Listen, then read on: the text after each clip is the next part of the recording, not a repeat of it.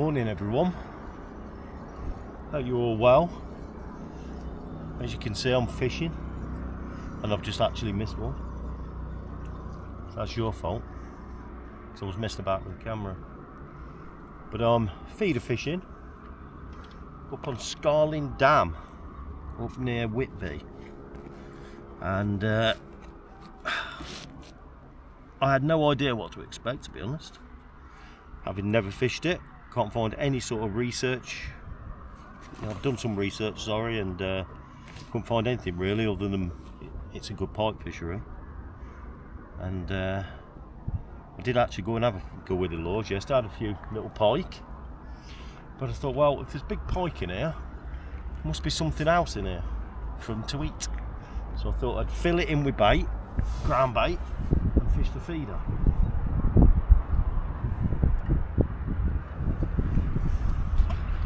Oops, drop cast. And fish the feeder, which is one of my favourite methods of fishing to do. And I'm glad I did, because sorry, I'm just sinking my line.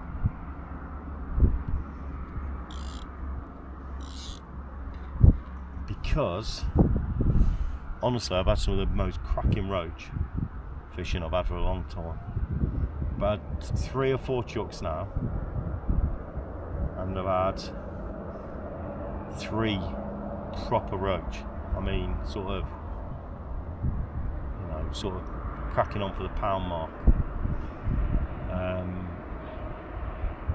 I've been speaking to a chap this morning, and he said there's roach well over £2 in here, and lots of them, and nobody ever fishes it. What a tragic waste. So yeah, I don't know what I'll do with this video, part of my Vanlife video, but I'll perhaps put some highlights in. But yeah, this is what I'll do when I've got a few hours to spare. Try and find somewhere to fish, because I do love me fishing, as you all well know from watching the vids. I haven't got a microphone on, by the way, so I don't know whether this sounds any good.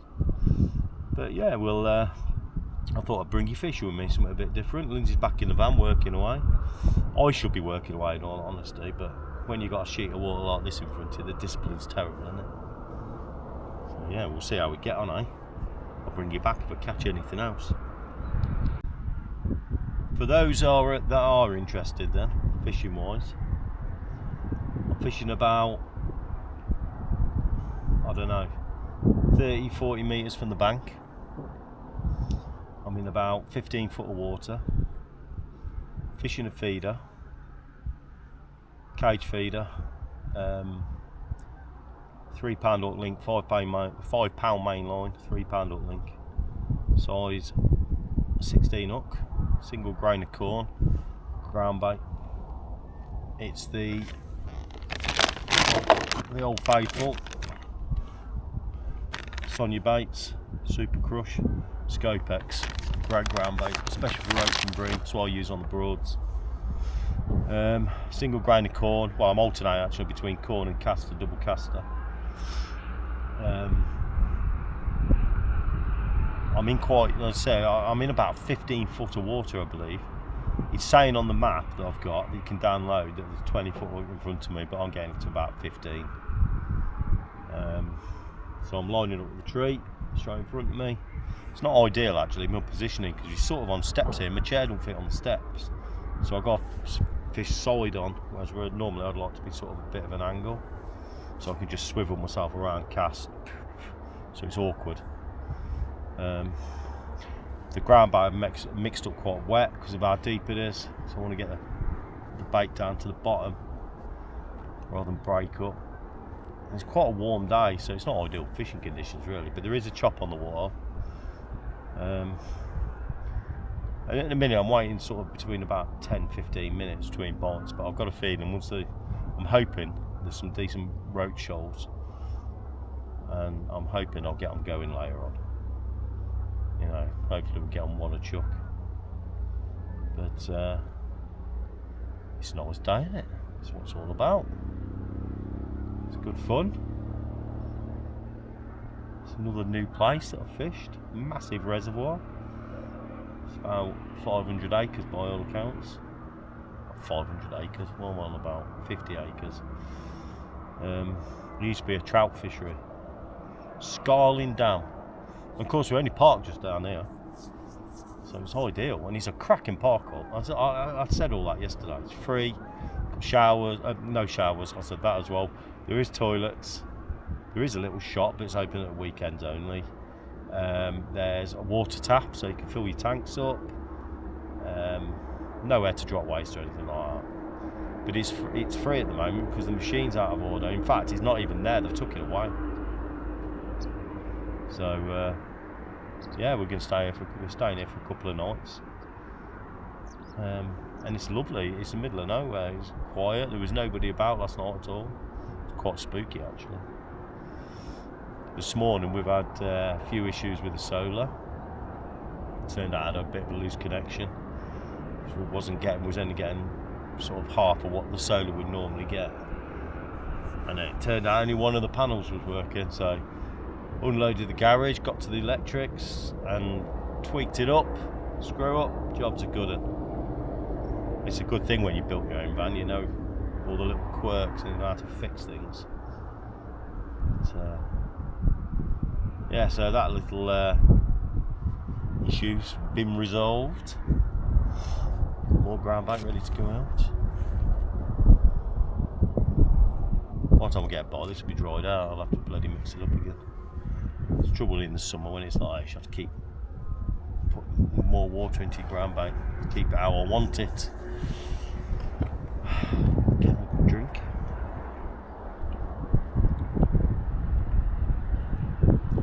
And yes. Let's see, apparently there's an osprey on here. And there's a bird eye down the bottom and a nature reserve. And it's absolutely full of bird watchers. Full. Car park filled up this morning with bird watchers. And they're all here to see this bloody osprey. I haven't seen it yet. I'm keeping my eyes open now. Yeah, so if you do want this park, like I said earlier in this vlog, it's called Scarling Dam. S-C-A-L-I-N. Scarling Dam. It's beautiful. If you like your bird watching, which is like your nature, there's a walk that goes around the entirety of the lake. There's a sailing club there, and apparently when the sailing club are there, they're quite happy for you to go and use their shower. We don't need to, obviously we've got a shower, but for those who haven't, it might be handy to know. All you have to do is put a bit of a donation into the sailing club funds, I think. So all in all, it's a lovely little park up, and the fact that it's only literally a 10-minute drive from Whitby. So we're going to have a couple of nights here now. Well, we're going to stay tonight. Then in the morning we're going to head off and do the park and ride, and we're going to go to Whitby for the day. Because I'm a massive Dracula fan, me. So you can't be a Dracula fan if you've never been and visited Whitby Abbey, have you? Are you? And then from there we're going to go and have one night. There's hopefully if we can get on it anyway. There's an air in Goathby. Which is where the is it Goathby? Anyway, it's where they filmed Heartbeat. It's where the Aidensfield Arms is, and it's also where the train station, the North Yorkshire Steam Railway. It's where they filmed Harry Potter. It's the train station at Hogwarts. So Lindsay's quite excited to see that. Yeah. I think you lot are bad luck, so I haven't had a bite since I've been talking to you. Since I started filming, I ain't had a sniff. Typical, isn't it?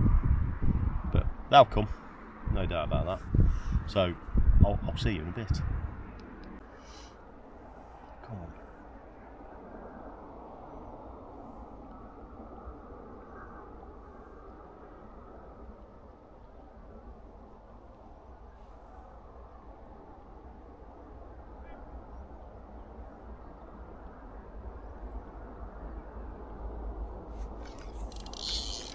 And we're in, people.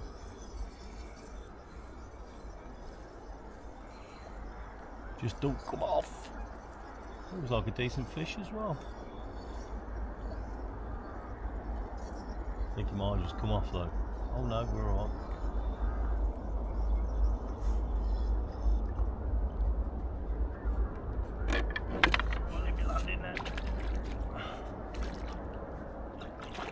Oh, and we're in the bag. Another nice roach. Cracking stamper roach, honestly, absolutely cracking. And the hooks come out for me as well. There we are. You can see that. Nice plump roach. Beautiful.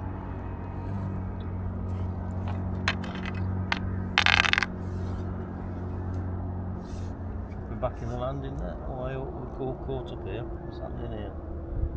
Let's put the fish back first and sort ourselves out. Go on, mate. Come on, out of the net. There we are. He's gone.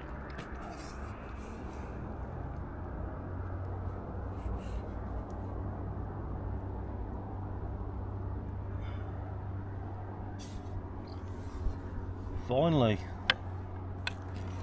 been a while.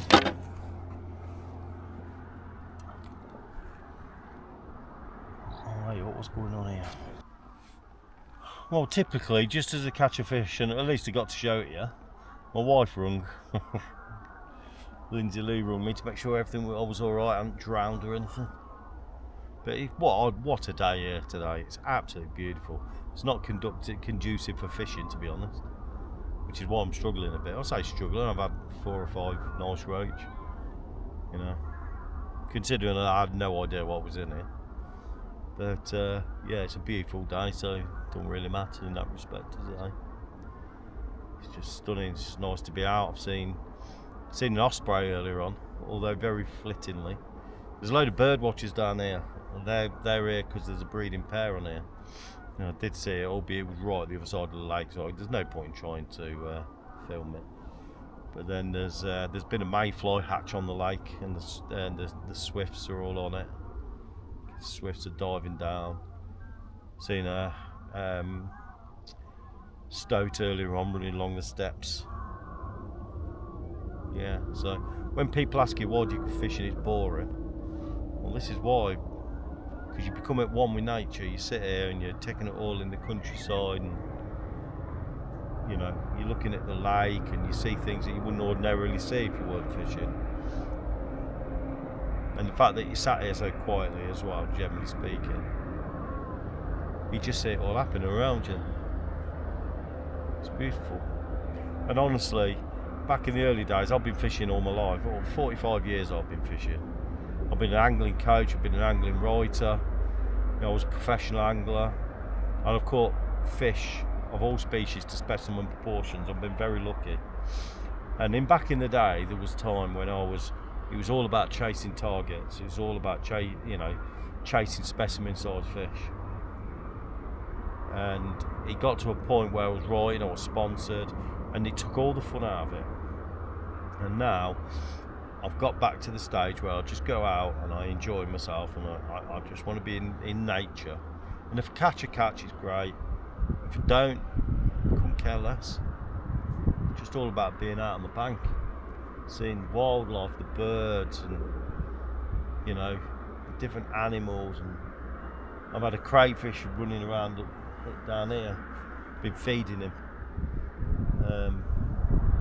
It's just lovely. Just lovely. Weather's lovely as well. Got the Yorkshire moors just surrounding me. What can be better, really? Vanlife. It's just incredible. What a life. For those who are ever thinking about doing Vanlife, honestly do it. Don't get scaremongered. Don't get put off by people saying, oh, the UK is terrible for Vanlife. There's no park ups, people are restricting you. They do in the touristy areas. If you go to touristy areas, forget it. It's a struggle, although there are still places. But we've been up in the Dales now for a week. And we've had our park ups have been free. And they're absolutely stunning. Absolutely stunning. And there's plenty of them. Yes, some of them have been lay-bys, but they've been nice lay-bys. And sometimes you do have to stick yourself in a lay-by for a night. But that doesn't mean to say there's no park-ups. It's like where we are now. It's absolutely stunning. Look at this reservoir. Look at it. You've seen it. I've showed you around. It's stunning, you know, and it's free. And the people around here are nice. They will stop for a chat with me, you know. And we've seen some superb park-ups. We didn't stay in them, but we've seen some beautiful park-ups right up in the Dales. You know, so if you love your walking and your countryside, it's superb. There's plenty of park-ups. Lots of park-ups. There's lots of places in the UK to explore. You know, it's a great life. You know, it's life-changing. Life-changing. We don't have worries of bills anymore, household bills. None of it. We don't have any of that. We get paid and that's it. You know, it's enabled us to do stuff we'd never been able to do. Been abroad for a month, you know, travelling around Europe. That was my dream. I could never, ever have afforded to take 4 weeks off work. Just impossible. Or you know, you've got a house to run. You just can't do it. But now, you can do anything you want. World's your oyster. It's superb. Just got to learn to live with each other. You need to be able to get on to live in a camper van, and we do, luckily.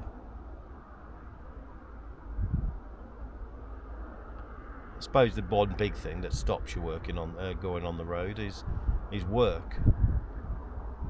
But there are jobs about.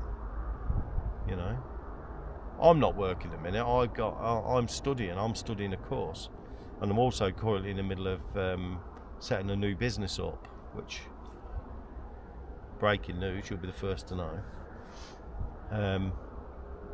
But yeah, I'm studying a social media advertising course at the moment. I'm setting this business up, so I've given myself, because I was looking. I inherited some money. Don't get me wrong, I wish I hadn't. I'd much rather have my mum and my dad. But yeah, is this the Osprey?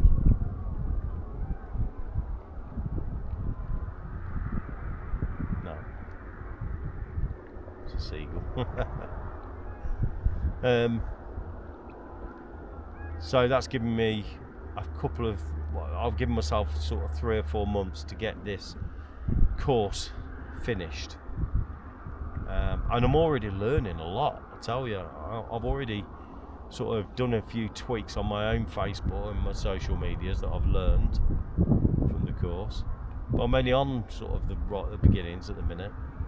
But I do need to crack down and get it done, and that's that. But then again, like I said, I'm setting up another business as well, which hopefully that'll keep me going. Because what I don't really want to do, which is what I have done, and what, you know, if it's for you, you can do it. But wardening, I did wardening and I loved it. I absolutely loved it, really did. And if you can get it that suits you, so if you do a summer season, then go and travel in the winter. But the wardening job I had was sort of an all year round thing. So really, all I was doing was living. Just living in the camper van on a campsite, not travelling really. And then when it came to travelling, they sort of have a bit of a whinge, to be honest. Which weren't the point of doing van life. The point of doing van life was to travel. So this wind's got up now. That will put the roach back down. What happens on hot sunny days like this, the roach and the silverfish, as we call them, they come up in the water to feed near the surface. There was a mayfly hatch earlier on, and what happens, they hatch and come to the surface, and the roach and the birds will come up and feed on them. A chop like this, a choppy wind, will put the fish back down, and when they do, my bait's on the good deck waiting for them, so hopefully we'll catch more fish. But like I said earlier, it doesn't matter. I don't care if I do or not. I really don't care. It's all about the surroundings, the wildlife. Look, just beautiful country we live in. We was coming through the Dales the other day, and it's just I don't know what the word is really. It's just superb. It's beautiful. It's beautiful. It's good for your soul. I'm on my diet as well, which I'm stuck to, and I'm really enjoying it. There's only one vice I've got to get rid of now, is smoking. But there is plans afoot for that.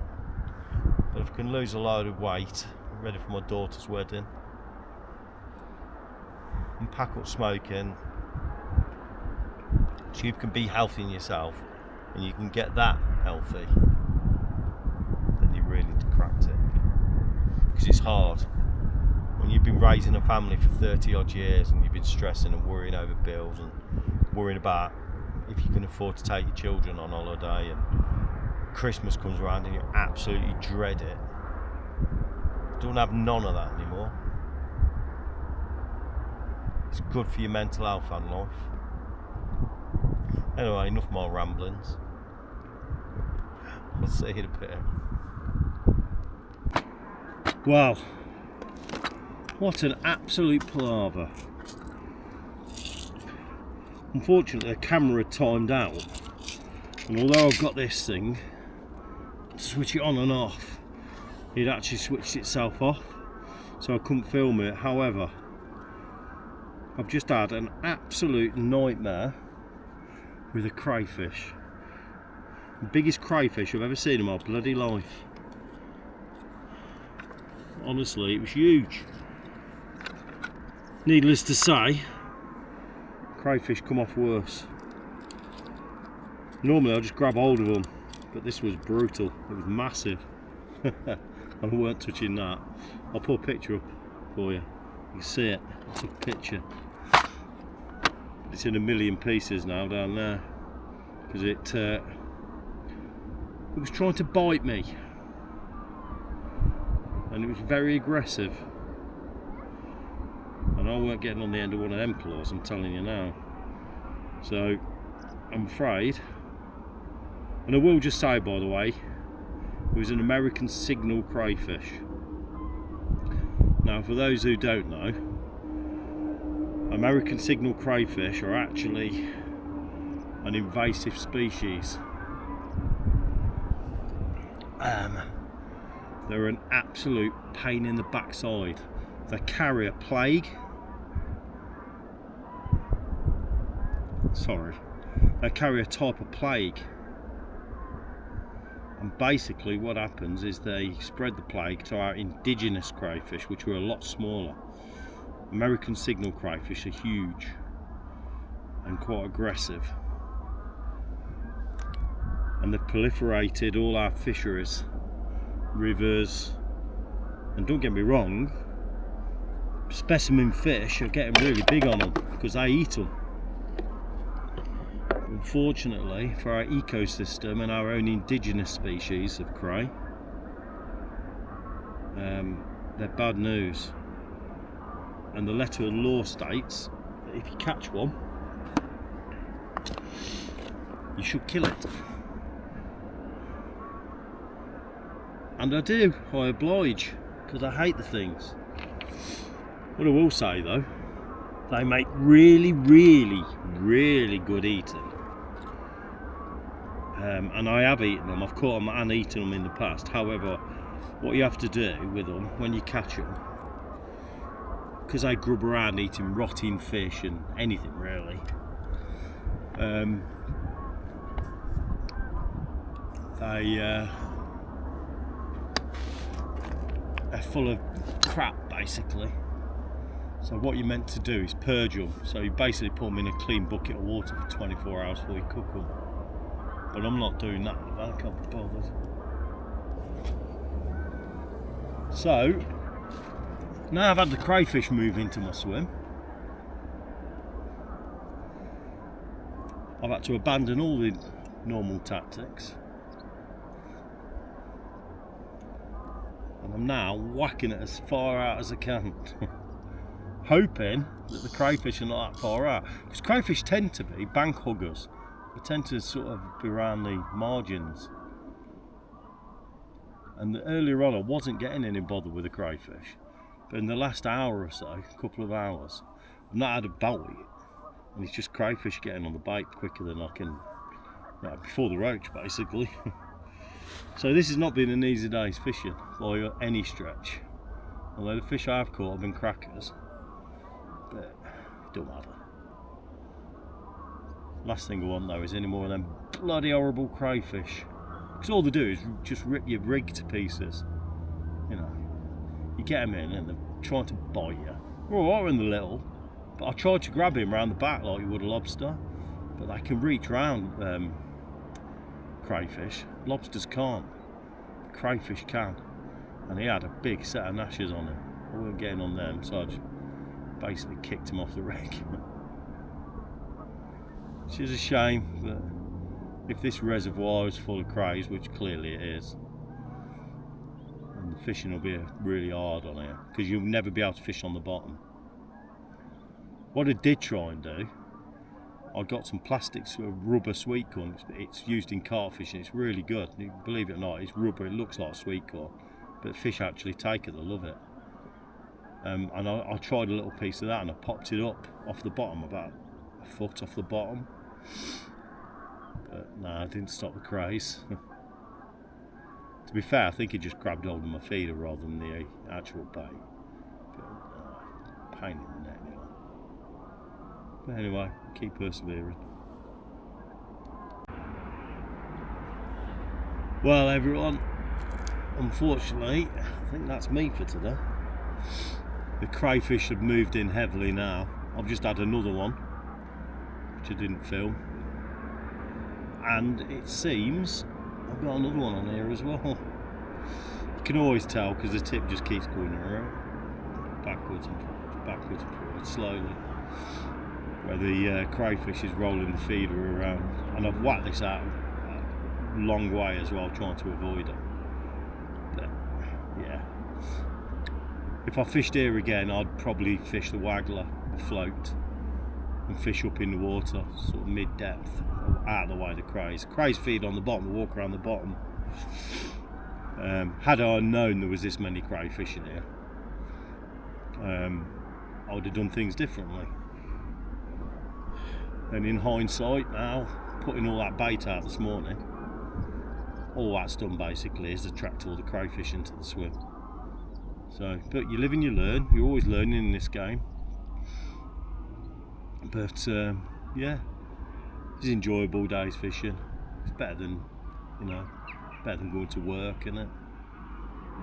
A bad day's fishing is better than a good day at work, as they always say. But yeah, we caught some cracking roach. We had half a dozen roach in the end. It's been hard, really hard. Conditions have been terrible. We've had the crayfish to contend with. So, but yeah, you learn a bit about a new venue every time you come.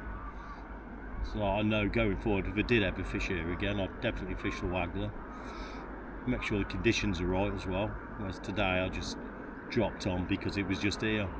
Now in a water this big, a reservoir this big, I'd normally fish, like today there's an easterly, so ideally I'd be on the back of this wind. What you really want is a really good southwesterly blow in a low pressure, which is, we've got the complete opposite today. So, but that's fishing, it's better than, like I say, you're learning all the time, and it was an enjoyable day out. What, day out?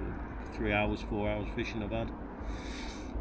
So yeah, I'm going to pack up now, and I'm going to go back. I'm going to have my dinner in Herman and chill out for a bit.